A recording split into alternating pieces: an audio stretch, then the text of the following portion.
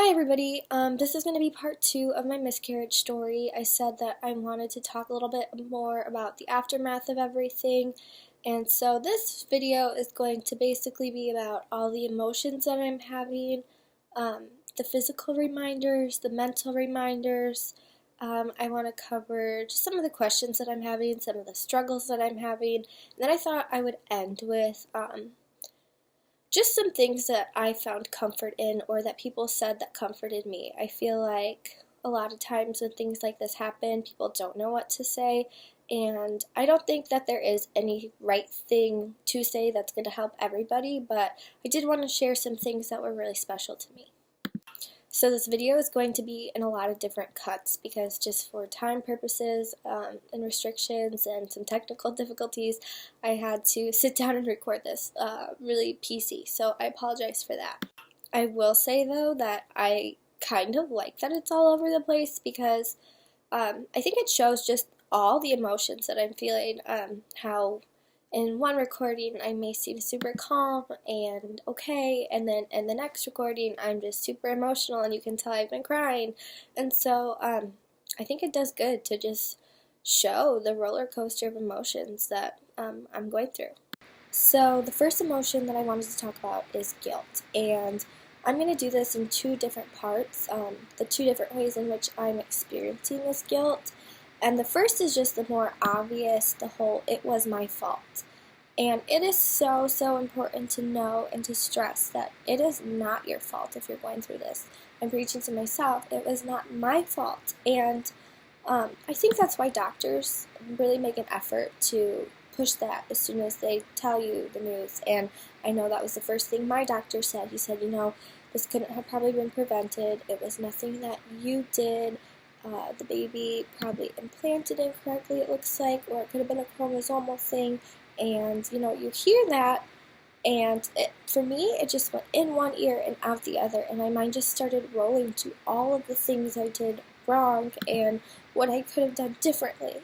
For example, I really love coffee, and as soon as I found out that I was pregnant, I really cut back on my caffeine, but I still had my half-caff drinks here and there.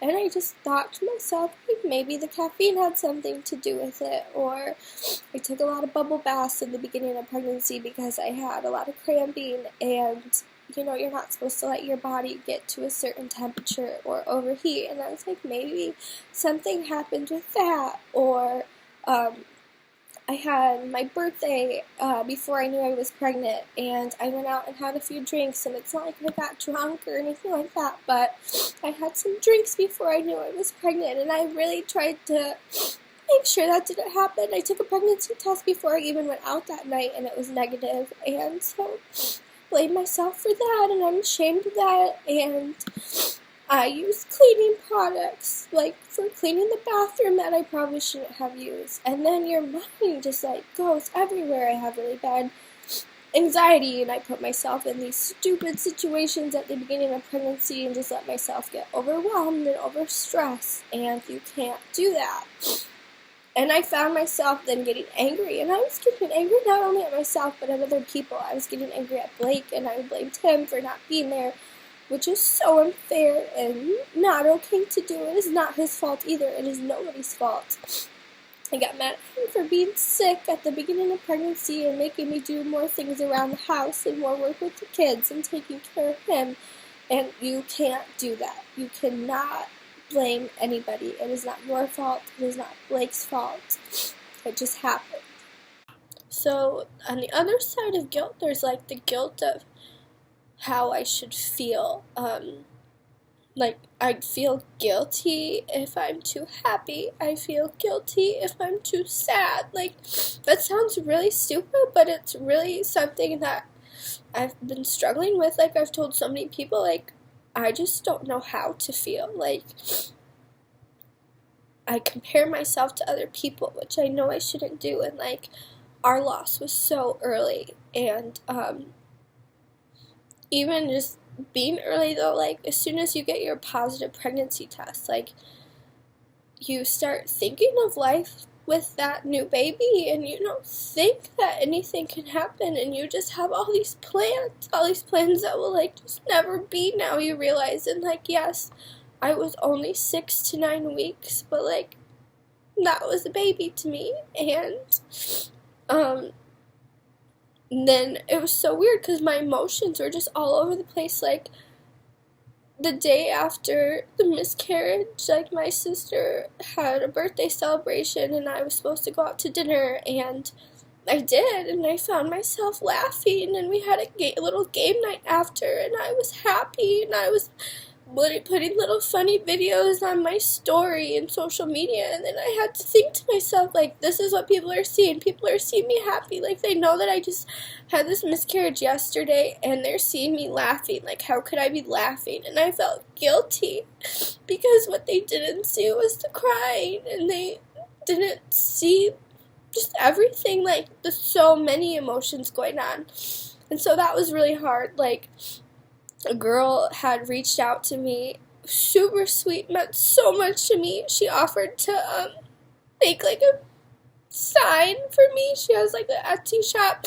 She offered to make a sign if that would help me like grieve or whatever. And I was so appreciative because it was just so unexpected, and I said definitely, like, I would love that so much.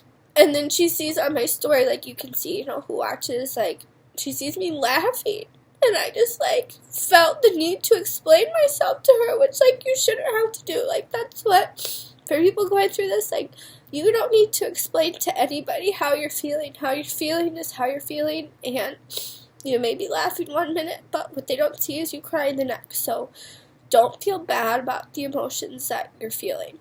You have a right to feel however you want to feel, and if anybody makes you feel like you shouldn't be, like, they do not have your best interests at heart. And then the next thing is just, like, all the little reminders. Like, I said I would talk more about this, like, so I guess physically, like, this is probably too much information, so tune out of this one too if you don't want to hear it all, but just, like, the bleeding. You think that you passed the baby, and then that's done, and it's not at all. Like, this is a week out, and I'm still bleeding. I'm still, like, having to wear pad all the time, and I'm passing big clots, and it's just so, like, such a hard reminder. And, like, I could have very easily taken the pill to, like, speed up the process, but I just couldn't do that emotionally. Like, I wanted to just let it happen naturally. I didn't want to be in any more pain than I already was, because I've been in a lot of physical pain. Like, you obviously know there's going to be emotional pain attached to it, but then to think of just, like, putting physical pain on top of it. Like, I've been so crampy. I have bad periods anyway, and it just feels way worse than that. Like, I tried to do nice things to myself this week to, like, make me feel better and to pamper myself and love myself. I got my hair done, and even that, it was so hard because, like, I didn't think about having to sit there for, like, 2.5 hours to get my hair done, and she was so nice, and I was stupid, and for some reason I told my friend, which is the girl's cousin. I know this is, like, a long ramble now, but I told my friend to tell her cousin who was doing my hair not to mention anything because I would probably break down, which now I regret because I felt like I couldn't talk about it, and then it just seemed like an elephant in the room. Like, she knew what happened, I knew what happened, and for some reason we were just avoiding the topic. And I was sitting there, and she asked me multiple times to make sure, like, I was comfortable and if I wanted my feet up and all this, and, like, I was so uncomfortable, and I was just trying to do something nice to myself and to try to feel better, and I just couldn't because I was just bleeding a lot. And, like, when my hair was processing, she left to go downstairs, and I had to get up because I knew that I was going to probably bleed through my pad. And when I got up, my foils all fell off, and then my top just fell off, and it just, like, people don't think of the aftermath of everything, like, the struggle after. Like, I know that's stupid, and I'm probably being dramatic, but it was just hard. Like, I was just trying to treat myself, and I couldn't, and it was painful, and I just was texting my husband the whole time, telling him how crampy I was and how bad of a deal it was going, and, like I said, I'm a week out, and I'm still having clots and cramps, and it's just no fun. And on that, like, about the clots and cramps, like I said, it's going to be all over the place. Like, it's super hard emotionally passing all that blood in those clots because, like, I'm never going to compare myself to another miscarriage story or stillbirth or anything like that, but I think that each situation is super different, and that's one aspect that, like, an early miscarriage is different in the sense that you never get a baby to hold, and even when you're passing your baby, like, it's not coming out like a baby, and so, like, you don't know if the tissue and the clots are holding part of the baby, and you just have to flush them down the toilet. Like, I read other people have, like, kept little, like, boxes that they put stuff in. I don't know if they, like, scoop stuff out of the toilet or what, but, like, they felt too bad flushing the toilet, and, like, it's that's serious. Like, I did every time that I started passing something, I felt like I was just flushing my baby down the toilet, and it's just super hard, like, the aftermath of everything physically, and people forget about that, so. And then, yeah, the reminders, like, besides the physical ones, there's just the mental ones. For instance, shortly after this happened, I met with my friend for coffee, and she's, like, the best friend ever, and she's super perceptive, and I love her to death for how much she listens and all that, and I just was taken back to the day I found out about the pregnancy. Her and I met for coffee, and she knows my order. She just, like, pays attention to that stuff. And I had ordered a half calf that day, and as soon as I ordered it, we sat down, and she looked at me and she said, "So, are you going to tell me something?" And she knew that I was pregnant just from my drink order. And when I went after my miscarriage to go to Starbucks with her on our weekly outings, I realized, like, I remembered telling her, and this is how, like, I accidentally announced to her, and then I just realized, like, you know what, you can get any drink you want right now, you don't have to worry about caffeine or any of that, and that was just super sad to me. I know that's stupid, but, like, the little things, being able to order caffeine, and people are super well-intentioned and will say things to comfort you, or to try to make you happy, and you just have to remind yourself that they have good intentions, because, like, I had somebody tell me, like, "Oh, do you want alcohol? Now you can have alcohol." And, like, no, I don't want alcohol. I want my baby. I want to be pregnant. Like, I don't want drinks. Like, I craved to drink so much, even the first few weeks of pregnancy. I don't know why. I was just, like, really craving something. But, like, no, I don't want you to offer me alcohol. And then, like, another little thing, like, this is stupid, but we really wanted an October baby. It just sounded right to us. That was, like, the perfect month for us. And if it was a girl, we were going to name her Opal, which is another, like, old-fashioned name, and we just thought that Pearl and Opal sounded so cute together. And the more we looked into it, it was more perfect, because Opal is the birthstone of October, and we were just like, oh, that's so great. And now, like, we're not having an October baby. We're not having an Opal. And now the name, like, that's another thing, the names.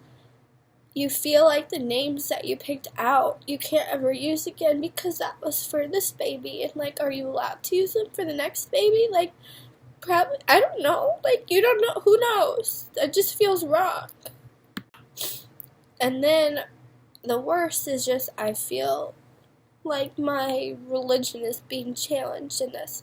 Like, I haven't been mad at God or anything like that, but this whole thing has made me really question, like, my beliefs and what I really think. So, for example, I'm a Christian. I believe that life begins at conception, and I've never really had a reason not to think that, but when people come up to me and they're trying to be comforting and say things like, "I know our babies are together playing in heaven," like, no, I don't know if they are, because, I'm sorry, I'm, like, seriously crying about this, but this is, like, the biggest thing for me right now. is that my baby didn't have legs if it was only 6 weeks. My baby didn't even have a brain. It had what's called a neural tube that will eventually like form into a brain. And then you just wonder like if it didn't have a brain, like, or it didn't have legs to play with your baby, didn't even have a brain, what makes a person a person? What makes a soul a soul? Like, you just have all these deep, like, crazy questions, and I can't, like, I'm trying to find peace thinking, like, oh, my baby's in heaven, but, like, do I know that? No, and that's something, like, I'm going to talk to my minister about, and I found some comfort in some verses, but it honestly is something I'm struggling with. And one of those verses that I was mentioning is the Psalm 139, verse 13, and that's the one about being knit in your mother's womb. And you know, it sounds so fitting, it sounds so beautiful, and I want to be able to find comfort in that, but it's super hard because even that verse, like, being knit in your mother's womb, like, what about my baby? My baby wasn't done being knit. Is that a person? Like, if you're not completed, I don't know. And that's just, like, there are just so many questions, and that's been a really big struggle. And another thing that I've been struggling with is just, I knew that when we announced a third child, people probably have mixed feelings. Like, we do have our boy, we do have our girl. We had Pearl and Gretzky super close. They're both still super young. Like, people are going to have their opinions on us expanding our family, and that's okay, and that's to be expected. It's really nobody's, like, I guess, I don't know, like, I just don't feel like it's anybody's room to judge. Like, it's our decision. And so I was, like, anticipating there not to be as much as excitement for the third kid, like, and that's okay. But I was kind of disappointed at the reactions we got, and, like, nobody did anything wrong, and nobody should feel bad, but just, like, I feel like we picked bad times to announce or something. Like, the great-grandmas had, like, super good reactions. Bless my grandma Sherry's heart, because she cries at everything, and when we announced to her, she was so happy, and she cried, and it's just, like, the perfect reaction. That's how you want people to react. You want people to be excited. You want people to cry. I know that's not realistic for everybody, but, like, you want people to be happy. And when we announced to, like, my parents, it was a bad night. My mom wasn't feeling good. Like, nobody's spirits were, like, up, so they were happy. Like, don't get me wrong. But, like, there just wasn't the emotion that I was anticipating. And then when we announced to Blake's parents at the Dallas, and, like, to, like, his brother and my sister-in-law, like, I don't know, like, we were, like, if we didn't pick a good way to announce, or they just didn't get it, or what, but when we announced, they didn't understand, they didn't notice, because we did it on these shirts, and, like, Gretzky said Big Brother, and Pearl said Little Sister, but then it was crossed off, but it was crossed off in, like, a light pink, and her shirt was hot pink, and it said Big Sister in, like, the light pink, and I don't know if, like, the font color was just not easy to read, but, like, nobody got it, and it was super awkward, and I have the video on my phone, and I should link it, and I only have Blake's dad's face, and, like, he doesn't even smile, and I think it's just because he's processing it. Like, I don't think he's, like, sad or not happy, but it just was, like, the awkwardest announcement. And, like, I'm saying "and," like, a lot because I'm nervous, and I don't want to, I don't want to offend anybody, because, like, your reactions are your reactions. I don't have the greatest reactions either, but it just made me sad, because another thing I really struggle with is, like, I wanted the baby to feel loved and wanted, and I feel like I and, like, everyone else didn't give it that reaction, and that's so sad for me to think of, is that, like, I didn't know how wanted it was, and I called it, and, like, we did name the baby Espen, but even, like, pronouns, like, it, like, I don't know how to refer to the baby. I just call it the baby, but, like, I want to know, like, to be able to think that the baby knew how loved it was, and I honestly don't feel like I gave it that, because I feel like by the time I really showed my emotion, like, it was too late, and, like, I wanted the baby. I always wanted the baby, but I feel like I didn't know how much I wanted the baby until I realized it wasn't a guarantee. So hopefully on a more positive note, I was saying that I didn't feel that the baby necessarily knew it was loved, but I don't know about that. I hope that it did, and something, I told you that I was going to share some, like, comforting things people have done, and one of the things that people have shared is just pointing out the fact that, you know, the baby, if, according to my beliefs, even though I'm struggling with them, the baby was born in heaven, and the baby will never, Espen will never have to know what it's like to be cold or hungry or just any of those human feelings that really suck. And so that's comforting, to hopefully know that my baby is happy in heaven and is never going to have to experience any pain. And another, just a small thing that I don't know how, it might not be the best thing to do for some people, but for me it was so meaningful. I had a friend who sent me a text message that day that just said, "Happy birthday, Espen." And that just made everything, it made Espen feel so human-like. And even though Espen didn't have a birthday on earth, like, Espen has a heavenly birthday, and it was acknowledged, and that was just so sweet. So thank you, Melissa, for doing that, because it was just really, really thoughtful. People were just so good about reaching out too.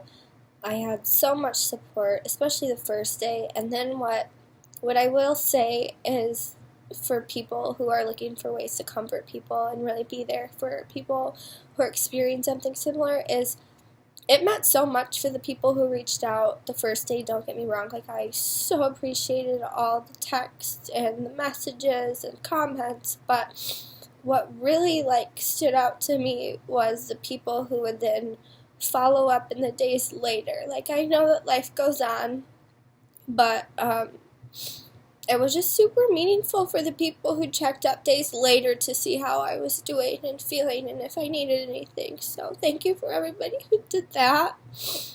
I was sent flowers, which was so nice and so unexpected by some really good friends, and that meant a lot.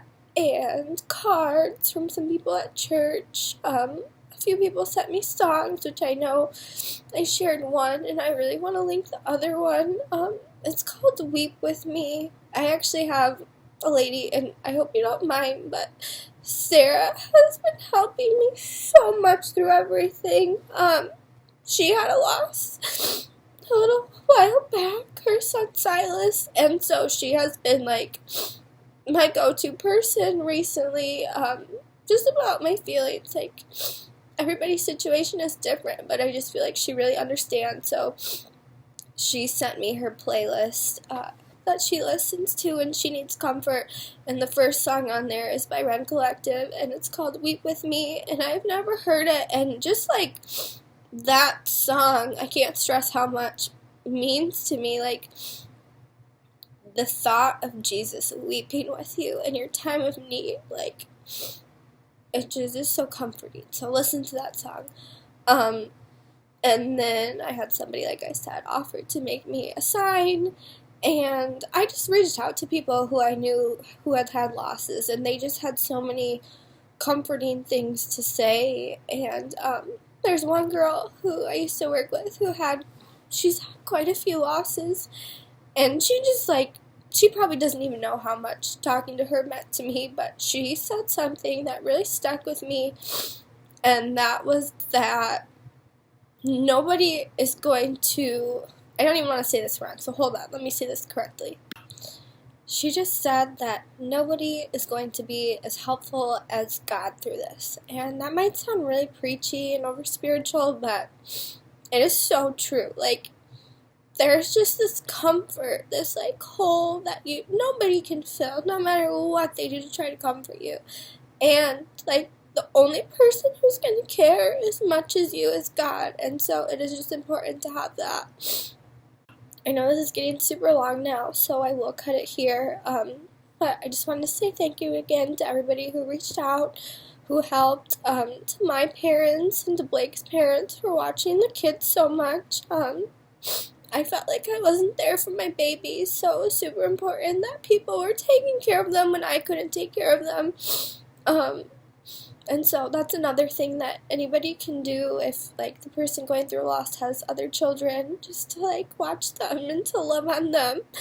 And, yeah, so thank you, everybody, for watching. I'm sorry for all the cuts and the likes and just the craziness. Miscarriage is messy, but we're getting through this, and I hope that it can help somebody else.